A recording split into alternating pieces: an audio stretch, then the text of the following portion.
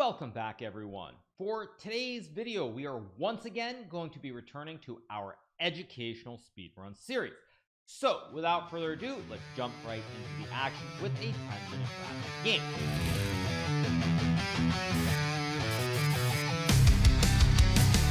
Zooming through the game with the bomb cloud start, trashing all your prep like it's modern art. Knight on the rim, he'll still find the win. Chat's going wild, bro thinks he's Hikaru again. Oh hey, hey, he's smurfing play-by-play, beats you blindfolded, still sipping latte. Queens are flying, eagles meet defeat, just another speed run on Hikaru Street. Here we go. First game, we get the white pieces, and I'm going to play e4 in this game. Now, obviously, openings are pretty straightforward. I feel as we get closer to 1200, 1300, we're going to start to see players surviving the opening, getting into the middle games, but it remains to be seen. Now, we get the French defense here from my opponent, and this is actually an opening that I feel like at the beginner level is not that common. It can be played, but I actually would recommend against it because when your opponent plays the French defense, it requires a lot of maneuvering and understanding the pawn structures. Now, as soon as I play d4, my opponent goes d6 and not d5, and what this tells me is that my opponent is going to play some sort of hyper modern setup, maybe a double fianchetto, maybe a cow with knight e7, knight g6. So let's follow some standard development, bringing our knight out to f3, supporting this big white center here, and I'm going to move my bishop and castle my king. Now where I move this bishop depends on what my opponent does. My opponent does play the move h6, and now it's abundantly clear to me that my opponent is going to push the pawns. I don't know if my opponent will go g5 or g6, but probably going to put all these pawns on the third rank. So already on move number 4, I'm out of my theory, out of preparation, but I have a pretty good idea of the setup my opponent wants to go for, and so I'm going to try to figure out what setup I want myself. Now I'm going to play the move c4 here, claiming even more of the center. And now my idea here is at some point I want to play d5 or e5. I'm also going to develop the knight behind these pawns here. Let's go knight c3. Easy development of the knights. I'm claiming a bit more space over these 3 pawns. Now the question is, will my opponent play g6 or b6, or a move like knight d7? So now I'm going to play the move bishop to e3. Now this move supports the pawn on d4. There's no specific plan, but the reason I'm not developing this light square bishop is I'm not exactly sure how my opponent wants to develop these kingside pieces. Now if my opponent goes knight f6, I would love to play bishop d3 and e5, opening up the diagonal, but my opponent might also play g6 and bishop g7, so I have to figure it out. Now my opponent chooses to play on the queen side, so what I'm going to do is I'm going to go b4 here, claiming even more space. I might want to push c5 at some moment, but we got bishop b7, so now I'm going to go bishop d3, guarding this pawn at e4. Now I've got a lot more space on the center and the queen side of the board here. It's going to be very hard for my opponent to play here. I expect g6 and bishop g7, but we'll see if that's what happens. Now I have mostly completed my development. I think if your opponent plays these hyper modern setups, you shouldn't really worry about the specific placement. You just want to develop naturally and take as much space in the center of the board. You'll see I've got this big white center here with all pawns. I've got the great knights. I've developed my bishops. I've castled my king out of the center. So even if it's unusual, you don't know exactly where the pieces belong, just follow a basic development strategy and don't get rattled, even though your opponent probably is going to have played something that surprised you. So let's take. I'm taking with a b pawn here because I might want to use an open file if my opponent takes back with the pawn. So we got the move pawn takes pawn. Now here I'm going to play rook b1. One of the reasons behind playing b4 is if my opponent tried to play c5. Now after the exchange, I've got this nice open file for my rook on b1 here, which spies the bishop on b7. So my opponent plays rook b8, logical move. Now the move that I'm going to play here might seem a little bit counterintuitive. I'm going to play the move d5, and the reason I'm going to play this move here is that when you look at this bishop on b7, it's a very passive piece. This bishop really does not have any scope here. The pawns blunt any threats on this diagonal. So because this bishop has no activity, I don't mind closing the center of the board because I'm assuming this bishop is just a very bad piece from a positional standpoint. Now if you're a complete beginner, don't really worry about like trying to lock in a piece, these deep positional finesses. But if you're a more advanced player, you do want to pay attention specifically to structures like this if you're a d4 player, especially if you play against the Ben-Oni structures where you get black pushing the pawns. If you can get a structure like this where the light square bishop is on this dead diagonal, you should be doing very well. So now I have a decision. Do I take with the e pawn or the c pawn? Now the pawn I'm going to take with here might surprise some people. I'm going to take with the e pawn, and the main reason I'm going to do that here is that this bishop is fixed. It has no scope on the diagonals, but now this bishop on d3 has great scope on this long diagonal towards h7. So I'm gonna go rook e1, put the rook on the file, and I intend to play bishop c2 and queen d3 here to set up a double A battery. I'm trying to make use of this open diagonal. That's why I captured. Bishop's still very passive, no scope at all. So I'm trying to argue that this diagonal is worth a lot, which is why I capture with the e pawn versus traditionally taking with the c pawn. Now I will show you guys some of the reasons for that in our analysis after the game ends, because it's probably not going to seem super intuitive to take with the e pawn here. Normally you expect me to take with the c pawn. So I'm gonna go queen to d3, double A battery in action. Knight does cover the square at the moment, but I've got the double A battery. I also more importantly have rooks, one open file, two open files. So both my rooks are on the open files. I have the double A battery as well. My opponent has a bad bishop. It's walled in by the pawns. So when you combine the fact that I'm playing for both files, there's a bad bishop on b7. I have a double A battery. My pieces are much more in a harmonic state than my opponent's.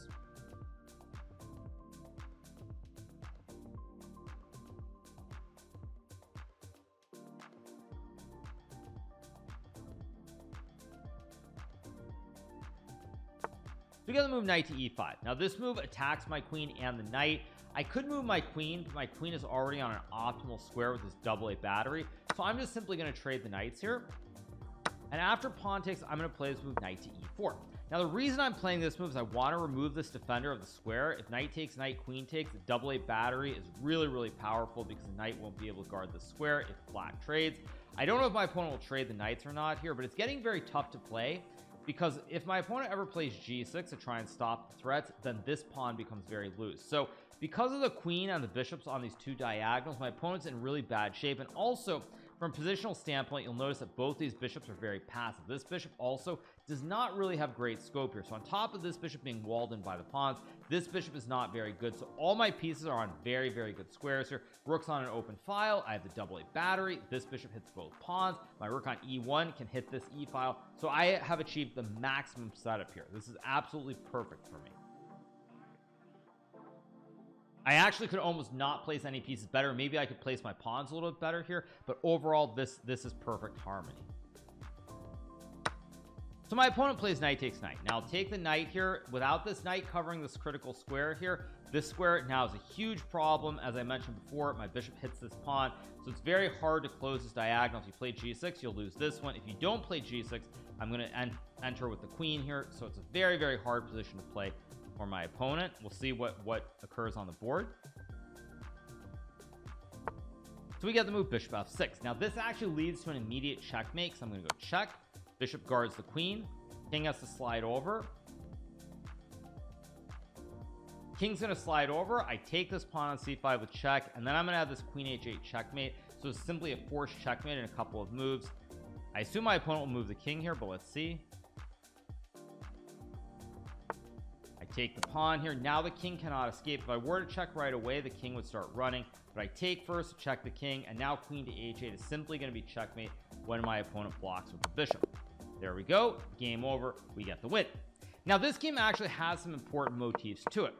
As I mentioned, when my opponent played d6 here, it was very clear my opponent had one of two ideas. Either my opponent was going to do what they did in the game here, where they were going to play h6, g6, b6, a6, bishop g7, bishop b7. This is what's known as the hippopotamus opening. Or my opponent was going to go knight to e7 and knight g6. Now had my opponent played the move knight e7, I would have played bishop d3, knight g6, and then the move h4, trying to push the p and kick this knight out of town. In one of our earlier videos of the speedrun series, we did cover one of these effective methods to try and defeat the cow very purposely. If your opponent goes h5, you can play the move e5 here, and already white is doing very well here. Black is in a lot of trouble. So I was anticipating that idea of knight e7. That's why I played knight f3 with the bishop d3 h4 idea. But then we got to move h6, and now once we get to move h6, I know my opponent is going to do something very slow by pushing the pawns forward. So I just developed normally. I play c4, knight c3. I don't have to play c4, but one of the arguments that you could make here is that black has the option, for example, to play g5 or to play b5 here. When I play the move c4 right away after a6 and then the move knight c3, b5 is never in play now because my pawn guards the square, while of course taking more space in the center of the board. So we get some normal developing moves. I go b4, we get bishop d3, bishop b7, castle c5, takes, and now I play the move rook b1. We get rook b8, and now I play d5 here, walling in this bishop. This bishop simply has no scope whatsoever. Now every game is different, and one thing that's really important to note here is that in this situation I have a lot of grip in the center. In the King's Indian, one thing you'll notice is very common is, say you get a position like this, normally the bishop is going to be on c8, and down the road, I'm just going to set up a random position here if people are wondering, down the road at some point black can try with the bishop on c8 to play for f5 f4 and use the bishop on this diagonal. You never really want to go bishop to b7 here, because if you go bishop b7 it's just a dead diagonal with no threats at all. So it's very important to note some of the differences between the position we have in this game and, say, a King's Indian, because if you've seen King's Indian games, normally there's a bishop on c8 and you play for f5, but you're always angling to use this diagonal when you get this pawn structure of these 3 pawns against these 3 white pawns. That's normally the plan. So in this game here, it's going to be very hard, because even if my opponent gets a structure, I'm gripping the square on f5 with the pawn and the bishop here. I'm also threatening down the road to play something like knight to a4 and maybe even c5 here with this very, very fast attack on the queen side potentially. So it's very hard for black to get anything resembling a King's Indian at this point.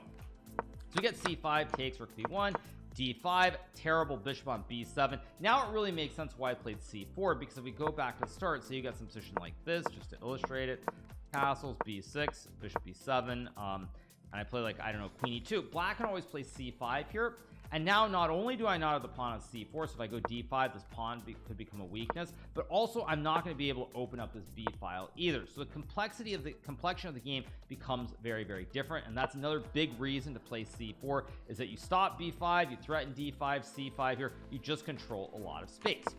So back to the game, we get this position where I go d5 takes, and now I take with the e pawn. Now, people have probably seen the occasional game which features this Ben-Oni structure with the pawns on c5 and d6 versus e4 and d5, and in many cases you want to take with the c pawn.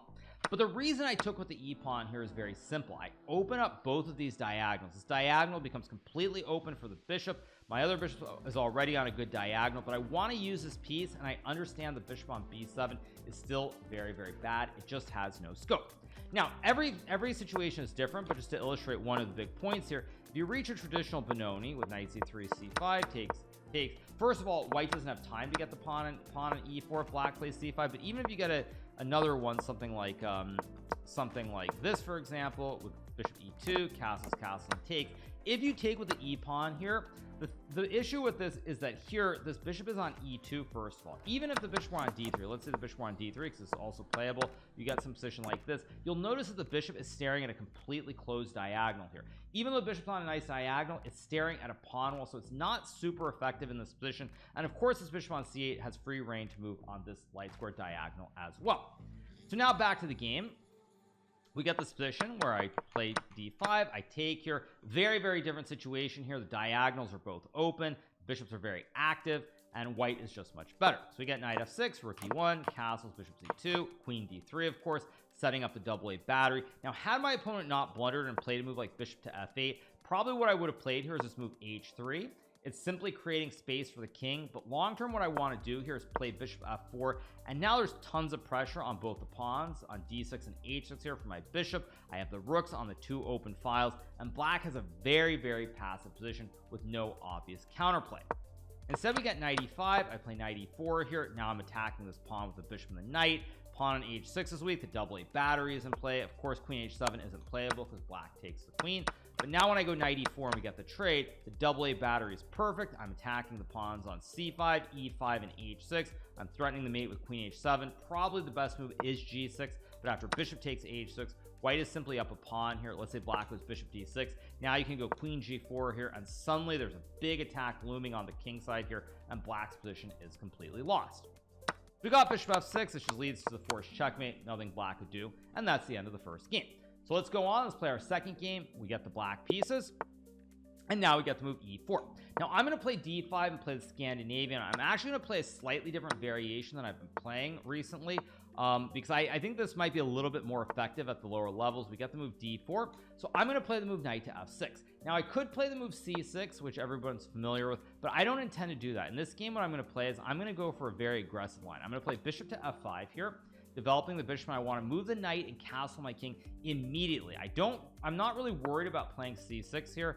I'm going to go knight c6, attacking the pawn, and I just want to develop immediately and put massive pressure because my opponent is lagging in development here. You see 1 2 3 4 5 6 pieces on their original squares here, so I'm going for very, very fast development to try and punish my opponent before they can finish their development. So we get knight f3. I'm going to castle here immediately. I'm pressuring the pawn on d4 with the rook and the knight here. My opponent still is 2 moves away from finishing the development on the king side. Combine that with the weakness in the center, the bishop and the knight and the rook hitting everything here. It's already very, very tough to play for white. Now, it's not to say that white isn't better with perfect play, because white probably is still better here, but it's just very difficult to play these sorts of positions if you don't know exactly what to do. So my opponent plays bishop e3, logical move, trying to guard the pawn, but now I go e5 and there's even more pressure here. I have the rook on the file, I have the pawn, the knight attacking. This position is already very, very tough for white to play. In fact, I think I'm probably going to win this game very quickly here. You'll notice that my development is perfect. Only the rook and the bishop aren't in the game, but my opponent has 1 2 3 4 5 pieces. Most importantly, these 3 pieces which aren't in the game. Combine that with this massive central pressure, and already I think this position is very close to loss for my opponent. So you get the move d5. Now here I'm attacking the pawn with the knight. Oh, my opponent resigns. I was just going to take the pawn here. This was a very premature game that ended way too quickly. But to point this out, what I did is not objectively great here. I think probably the technical correct move is bishop g4. Knight c6 is also maybe possible, but we get this position where very quickly my opponent's feeling massive pressure in this situation because of the pressure on d4. You will of course notice here the bar is very high because white actually has b4 here. I think what I should have played in this position was a6 first, and then after b4, queen b6. I'm still pressuring the pawn on d4 here, and the game goes on. I was trying to get a bit of a cheese. Probably not the best move. I should have gone bishop g4. If you want to play it like this, probably I should play bishop g4 with knight c6 and then castles is actually a better version. It's kind of confusing my lines here by putting the bishop on f5. Normally if you go c6, you want to put the bishop on f5 here, but if you're going to try to move the knight out very quickly to attack the pawn, you probably should go bishop g4, knight c6, and like bishop e2 castles, and immediately there's just a ton of pressure. I did slightly misplay that. I got away with it because my opponent didn't know exactly what to do. Had I put this bishop on g4 though, I think we would have gotten a position like this. Castles, bishop e2, and now after e5 already, it's very, very complex. Or a move like queen to h5, castles, and then e5 here. So it's a lot of ways to play this. I know I didn't play it perfectly. I confused my lines a little bit, but it's still a relatively quick victory. Let's go on. Next game. We get the white pieces. Let's play e4 once again, as always. E4, d4, many options. I'm just going to stick to e4 for a bit. We get knight c6, and one of the things if your opponent plays this move knight 6 is I actually recommend just going knight to f3 here. You can play the move d4 to build a big white center, but after knight to f3, e5 is pretty much considered the only standard move here, and after e5 now we can gladly go back into our scotch opening with this move pawn to d4. We take with a knight. My opponent trades, and now let's see what my opponent chooses to do. This actually is still considered mainline theory. I had this position in a game. I think the line goes knight e7, knight c6 to attack the queen right away. b6 feels a little bit dubious. Now I'm going to just move the bishop, spy this diagonal with the bishop here, knight f6, and now I'm going to go e5. Attacking the knight, my opponent does have bishop c5 here, which is an excellent move. Without this move, my opponent would have already lost the game. Now I'm going to play queen to f4 here. I'm still threatening a checkmate and attacking the knight here. My idea of course is to castle on the next turn. My opponent's a little bit behind in development here, but my opponent can develop very, very quickly potentially, so I need to be careful. Queen e7, excellent move. I can't take due to the pin. Queen also now guards the pawn against the checkmate, so when I castle, the knight is free to move because this pawn is no longer on pre. That being said, it is still probably a bad position here because I have queen to f3, hitting both the knight, the pawn, and the rook at the same time. That's a bad diagonal, and already I'm probably going to be up a piece and on my way to another quick win. Now you might be surprised of course because the players I'm playing against, I know the names, you don't see them exactly who I'm playing against, but these are players who are near the 1200 level, so I'm a little bit surprised that I'm still seem to be winning games out of the opening. My opponents aren't surviving into the middle game. I thought they would have a little bit more fundamental understanding, but what that actually tells me is that players have some openings, but not everybody is actually studying at this level. Let's go bishop to h6, attacking the rook. This also I think highlights why it's so important that you have some general opening knowledge, because you don't want to end up being lost on move 10 in every game. Now I'm just going to develop my knight here, try to bring the rook to the center of the board. I'm currently up one rook, so with the extra material it's just a matter of being very careful here. I'm going to attack this pawn on f7. As long as I don't make a huge blunder, I will win this game.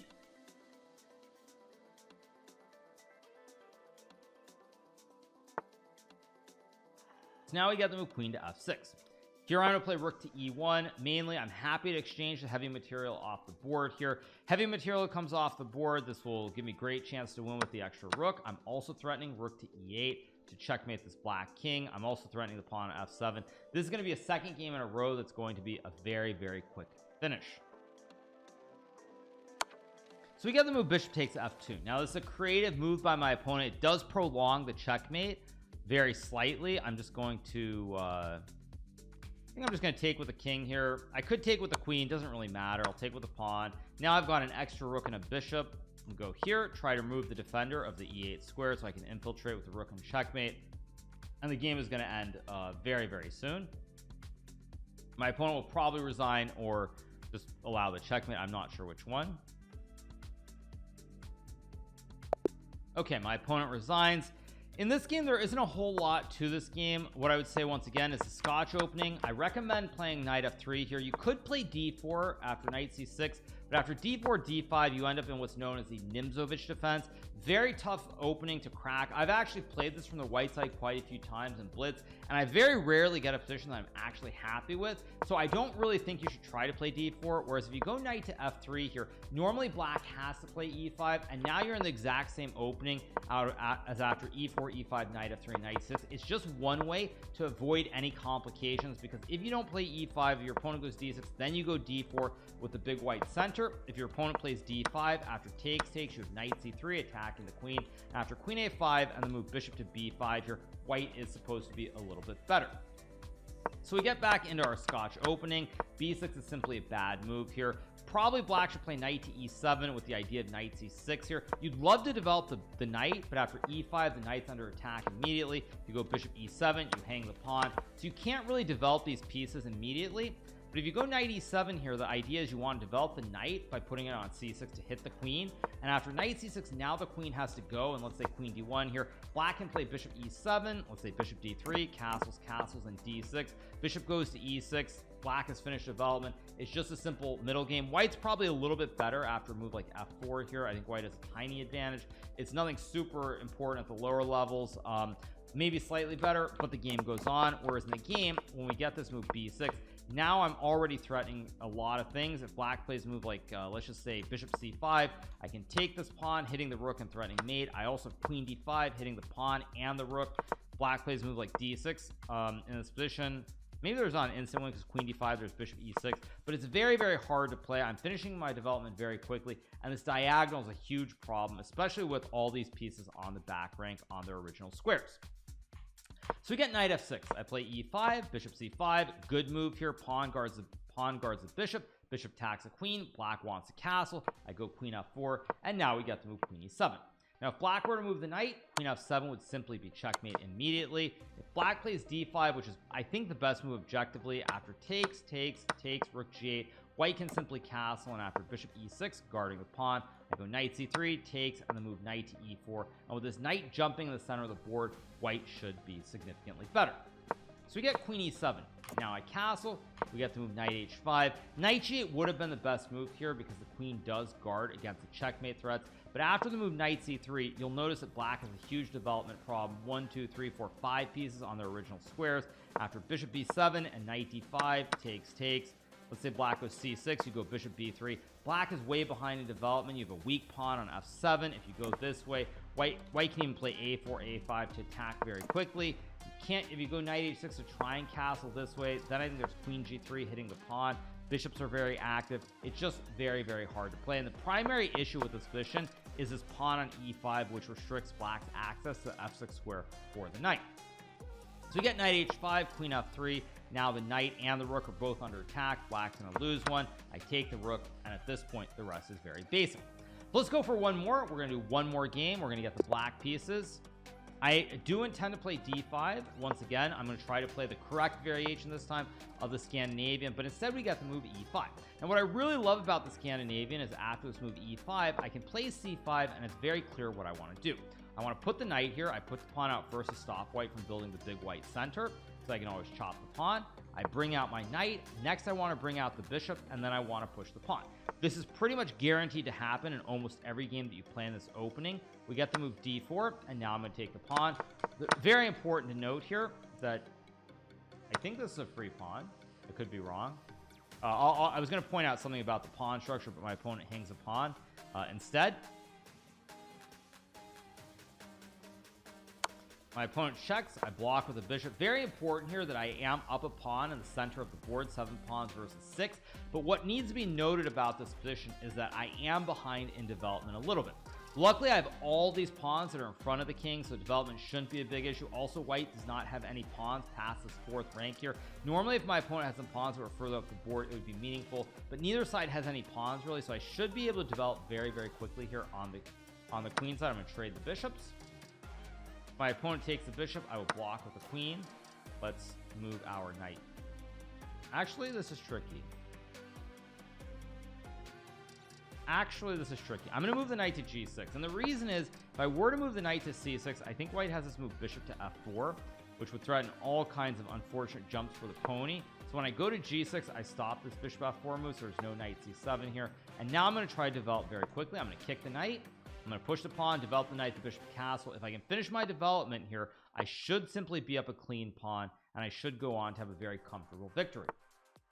We get knight d2. Now, you always want to be alert, because even though I'm hard tunneled on developing, sometimes there will be other opportunities that arise here. And after knight d2, as I just realized, I can actually play this move d4, forking the knight and the bishop, and just like that, I'm going to win material. Now, of course, knight f6, bishop e7, and castles is the main plan, but you always want to be looking to see if there are any tricks in the position and not being hard stuck on just finishing your development at all costs. And that's also another reason it's important to play 10-0 versus, say, a blitz game, because when you play 10-0, you have time to think. In a blitz game, you don't have a lot of time. So with more time to think, sometimes you want to spend that extra 5 or 6 seconds on a move.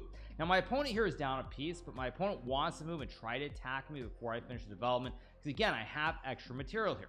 So what do? I'm going to play queen to e5, offering the trade of the queen. Because I have the extra minor piece, the 2 knights and the bishop, and white having 2 knights, I'm more than happy to trade queens or rooks evenly at this point. Now, my opponent probably will try to reject it, but I'm actually going to be able to force it unless my opponent gives up even more material, because when my opponent blocks with one of D's knights, I can play f5 attacking the knight, and then the queens come off the board, or my opponent is going to lose one of the ponies. So let's go f5, attacking this knight here.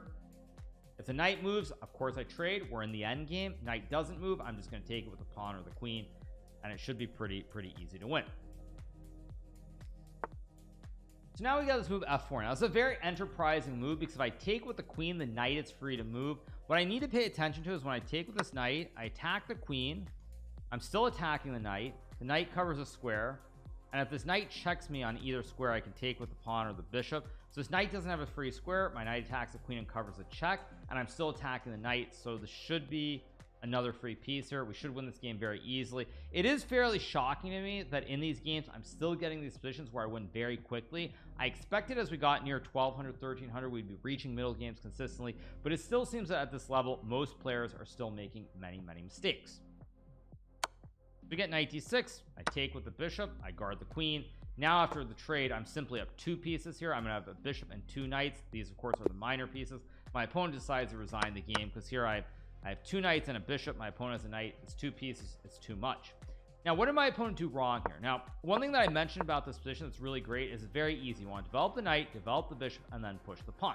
Now, it's important to note that you don't want to push the pawn right away, because then you end up with this French structure where the bishop is walled in by the pawn. You have no scope for this bishop. This is, of course, completely fine, but this is not what we're aiming to do when we play the Scandinavian by pushing the pawn. One of the principal ideas is to develop this bishop to one of these 2 squares as soon as you push the pawn. So we get c5. Now we get knight f3. I move my knight here. The reason I play c5 and not knight c6 right away, for anyone who's wondering, is now after the move d4, bishop f5, and c3, you have this big white center. The pawns are all guarding each other very neatly. When I play this move c5, I'm really trying to stop white from playing d4, because after takes, in a perfect world, what your opponent wants here is they want this center. They want the pawns all guarding. So when I go c5, if your opponent plays d4, you can take, and after takes, knight c6, you get a broken structure. You don't end up with the situation where you have the 2 pawns that are guarding each other connected. So we get knight f3, knight c6, we get d4. If my opponent had played a move like c3 here, I would have played knight c6, d4, and then the move bishop to f5, followed by e6 here. And how you develop the knight and the bishop can be a little bit tricky here. Let's say my opponent goes bishop e2. Probably what I would say is you take, and then play the move knight G to E7 here, white castles, and then playing something like bishop to G4 with the idea of going knight to F5 and putting the maximum amount of pressure on this pawn in the center of the board. Instead, we got the move knight to F3. I play knight 6 D4 here. If C3, I would have gone bishop G4 and then E6 here. This actually is a much better version because now the knight's under pressure, and the knight is one of the critical players in terms of defending this big white central pawn chain. So I'm threatening to already trade. After bishop E2, I can take and then play a move like queen B6, and immediately these pawns are under severe pressure, and as you can tell from the valuation bar, white is actually already lost. We get D4, takes, bishop B5, we take, and after knight takes B5, I play this move knight G6. Now initially I wanted to go knight C6 with the same idea of the development here of pushing pawn, knight, bishop, but after the move bishop to F4, suddenly there's this massive threat with knight C7 to fork the king and the rook. And if I play a move like rook C8 stopping knight C7, it's spaghetti-o time. There's knight D6 here, bishop guards the knight, but most importantly I can't take with the pawn as my king is under attack. If I take, I'm down a queen. If I go king D7 after knight F7, there's a fork this way, and it's a total disaster, and I'm going to lose the game immediately. If I go to G6 here to stop this bishop F4 move, so there are no threats on this diagonal. My opponent plays bishop E3. Probably already here, it would have made more sense to play something like knight C3, trying to immediately attack in the center of the board, or something. Actually, knight C3 would have made sense because if I go A6, white has this very weird tactic with knight takes pawn. If I take, there's a classic family fork, and if I take the knight after takes, queen D7, takes, knight B6, suddenly white forks the king and the rook, and white is actually completely winning the game.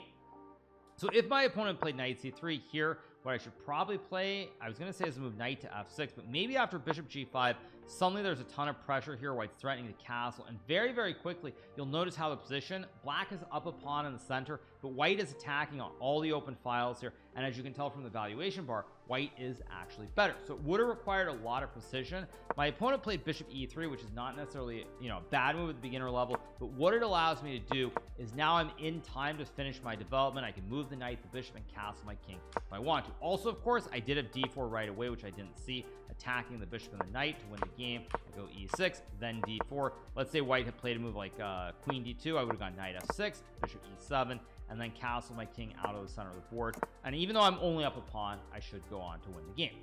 Get knight D2, I play D4. Now I'm simply up a piece. I go queen E5 here. Of course, after the queen trade, I simply have the one extra knight. Should be very basic. Get knight E4, F5, F4 takes, and now I just take. And here I'm up the two pieces, and my opponent chooses to resign. Now it's a little bit unfortunate with this video because a few of these games were a little bit shorter than I would have liked. We didn't quite get to the middle games. That being said, we are near the 1200 rating range. I do think that as we start progressing within the next 100, 200 points, we are going to start seeing some middle game battles more than these opening blunders. But at any rate, it is what it is, and there's not a whole lot that I can do about it. But on that note, I hope you guys have once again enjoyed another one of our videos in the educational speedrun series. If you are not already subscribed to the channel, make sure that you smash that subscribe button below, and we will be back with more great speedrun videos, content, recaps in the coming days. But once again, hope you learned something and have a great rest of your day. See you soon. Bye.